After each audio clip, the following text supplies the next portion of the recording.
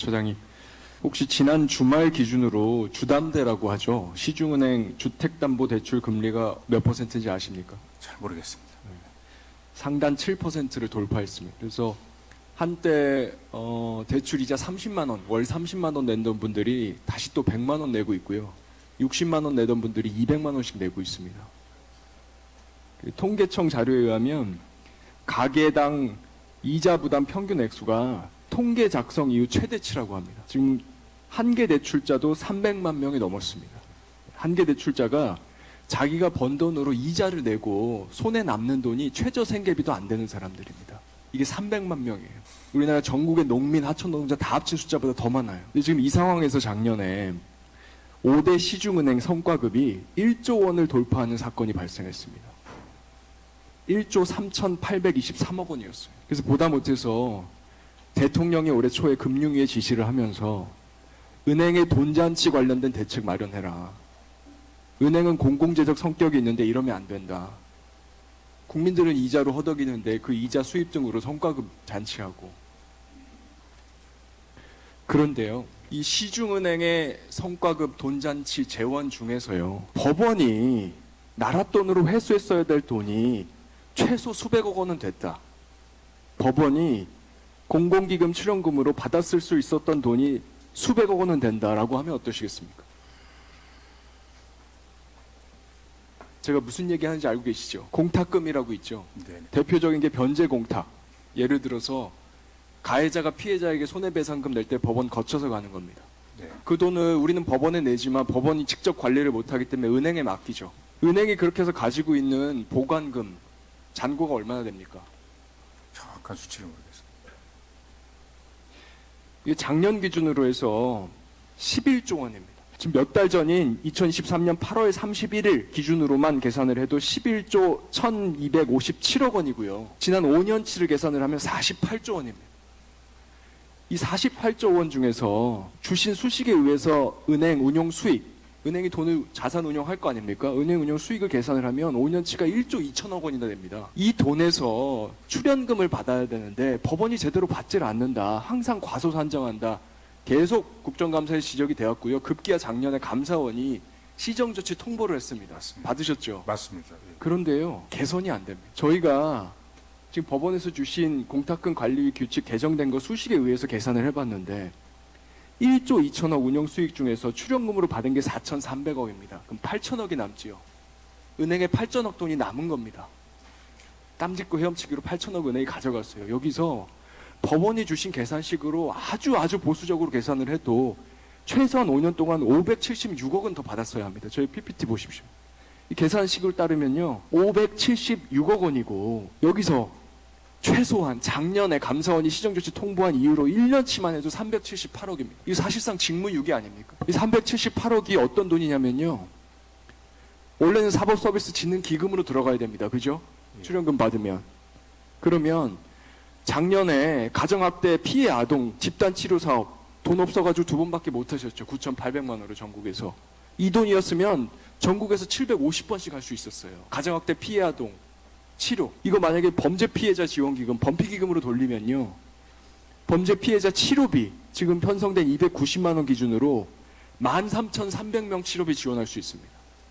전치 3주 이상의 피해를 입은 피해자들 전부 다 피해 지원할 수 있어요. 지금 우리가 7월 달에 신림역 할부림, 8월 달에 서현역 할부림, 이 범죄 피해자들 보면요, 20살 생목숨 뺏긴 것도 억울한데 그 유가족들 치료비, 생계비 지금 빚더미 앉아있지 않습니까? 여기 지원할 돈들도 지금 부족해서 난린데 생돈 이렇게 줘야 되겠습니까? 저희들도 약간 출연금 범위를 넓히기 위해서 사실은 잘 아시겠습니다만은 좀 더 뚜렷한 과학적 명분을 만들기 위해서 지금 용역을 맡겼지 않습니까? 그래서 그 결과에 기초해 가지고 뭔가 좀 대폭적으로 개선하려는. 너무 느립니다. 그 1년 동안 378억이에요. 이렇게 하실 거면 그냥 한국은행으로 돌리시죠. 예전에 그렇게 하시지 않았습니까?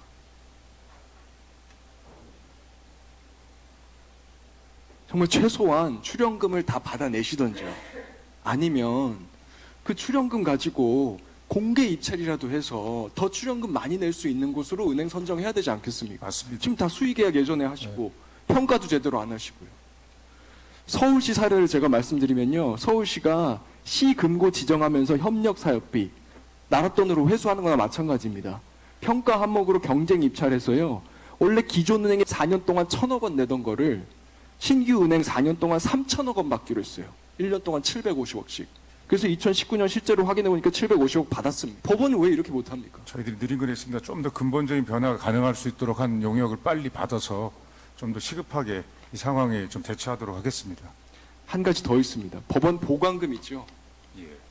이건 더 큰일입니다. 이게 경매대금, 예를 들어서 건물 매수한 사람이 매도인한테 매매대금 법원 거쳐서 똑같이 내는 겁니다. 이 법원 보강금도요, 액수가 엄청납니다. 2022년에 1조 1,135억 원이었습니다. 이거 그냥 냅두고 있습니다. 완전 방치하고 있어요. 은행들이요, 무임승차 그냥 공돈 가져가고 있습니다. 어떻게 하실 겁니까? 이 문제는 저희들도 하여간 좀 부족하지만 계속 관심을 갖고 있는 사안입니다. 좀 더 구체적인 대책을 강구하고 있고 좀 더 빨리 만들어서 보고 드리도록 하겠습니다.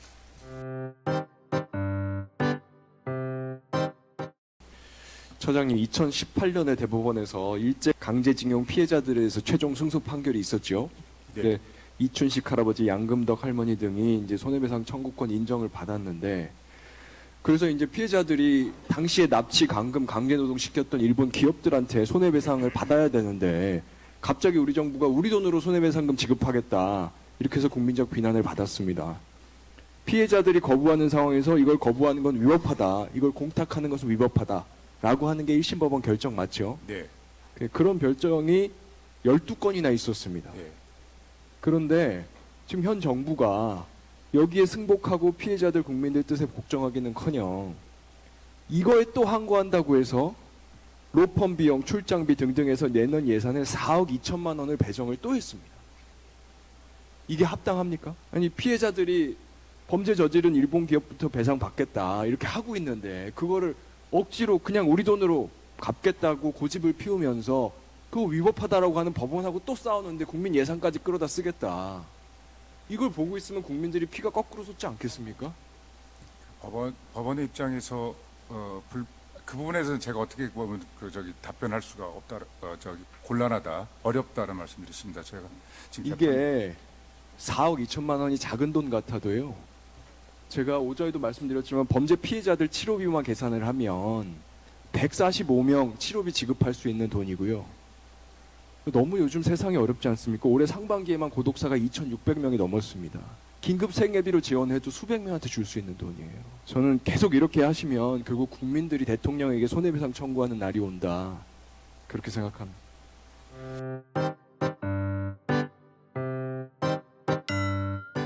다음 질문 드리겠습니다. 작년 12월에 공탁법이 개정이 돼서 형사공탁이 신설이 됐죠.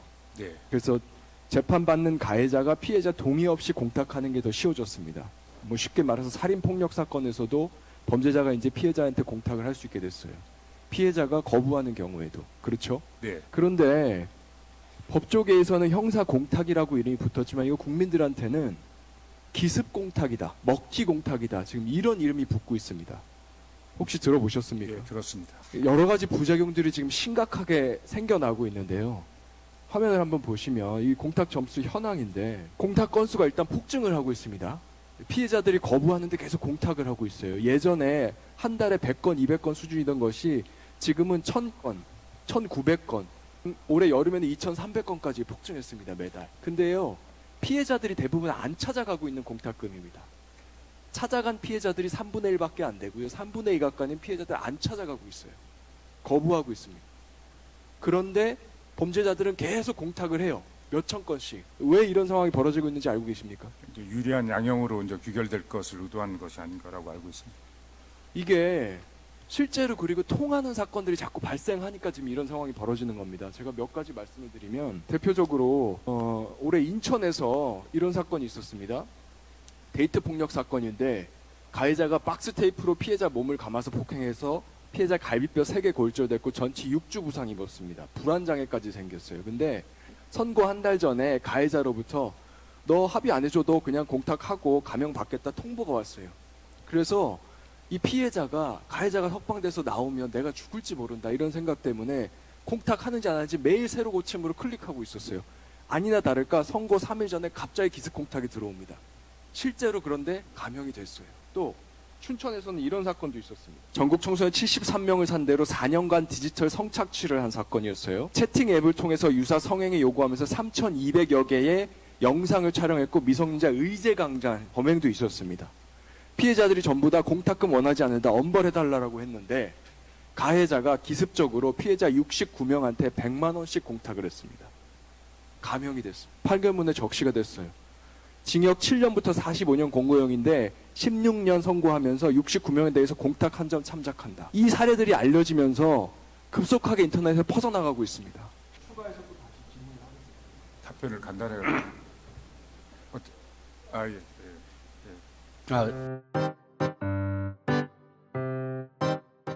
기습공탁 문제에 이어서 질의를 하겠습니다. 제가 이게 여러 가지 잔물결 효과로 누적된 문제라는 걸 보여드리기 위해서 다른 사건 하나 말씀드릴게요. 부산에서 있었던 21년도 사건인데 산청 펜션 주인 살인 사건 혹시 들어보셨습니까? 못 들었습니다. 이게 국립공원관리공단에서 일하시던 이 분께서 2005년도에 퇴직하면서 퇴직금으로 아내와 함께 펜션을 운영을 했는데 여기에 지금 30대 남성이 와서 아주 잔혹하게 이 70대 노인을 살해한 사건입니다. 그런데 1심에서 징역 20년을 받았는데요. 2심 공판 직전에 유족 한 명당 5천만 원씩 해서 1억 5천만 원 공탁을 합니다. 그래서 4년 감형을 받아요. 그런데 감형 받고 나서 6일 뒤에 1억 5천만 원 회수해 갑니다. 이 사건 확정됐어요. 피해자는 몰랐어요. 이 사건이 터져서 이게 감형 먹튀 공탁이라는 말이 나왔고요. 이 뒤로 아까 보신 표처럼 이제 피해자가 거부하는데도 공탁을 계속하는 사건들이 계속 발생하고 그 이후에 뭐 춘천 사건이라던가 인천 사건에 이렇게 감형이 인정됐다라고 하는 사례들이 언론과 온라인을 통해서 국민들한테 급속도로 퍼지고 있습니다. 다음 페이지 보시면요. 지금 온라인 카페들에 이런 것들이 많아요. 아예 죄명을 특정해가지고요. 강간, 중강간, 유사강간의 미수 이 사건에서 민사 감안해서 3천 공탁할 거냐 아니면 그냥 5천 공탁할 거냐 금액 가지고 막 얘기하고 있는 거예요. 이런 카페들이 지금 무수히 많습니다. 그리고 이걸 또요 범죄 피해자들도 계속 보고 있는 거예요. 그 아까 제가 말씀드렸던 춘천 미성년자 성착취 사건에서는요 여자 아이가 한 명 자살을 했는데 그 자살한 부모님이 이걸 보고 이런 이야기를 해요.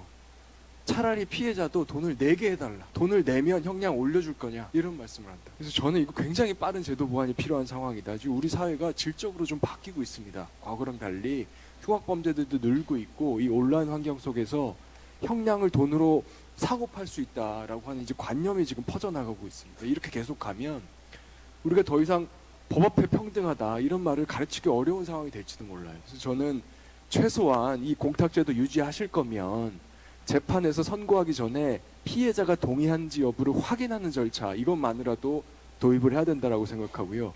그리고 양형위원장님 이거 봐주셔야 될 게요. 이거 취임하시기 전 일이긴 한데 지금 양형위원회에서 꼭 해야 되는 일이 있습니다. 지금 감형 사유에 공탁 포함해서 상당한 피해 회복이 들어가 있어서 이 모든 문제가 생기고 있거든요. 근데 작년 여름에 이미 성폭력 상담소 그다음에 여가부 1심 판사들 전부 다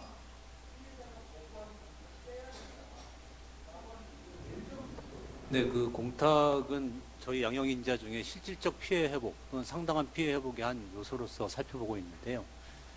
그렇지 않아도 양형 기준에 그 실질적 피해 회복의 요소인 공탁에 대해서 공탁을 했다는 사실만으로 고려하는 게 아니고 진지한 노력의 결과 공탁이 됐는가를 살펴보도록 정의 규정을 두었고요. 상당한 피해 회복에 관해서도 단지 공탁을 했는가, 뭐 지금 위원님이 말씀하신 기습 공탁 이런 거 또 공탁으로 인정하는 것이 아니고 그것이 상당한 노력을 했는가 이런 관점에서 보도록 해서 현재 양형기준하에서 다소 이제 공탁에 대해서 좀 엄격하게 살펴보도록 기준을 좀 조정한 바 있습니다. 앞으로 말씀하신 취지를 잘 살펴서 공탁이 남용되지 않도록 유의하도록 하겠습니다.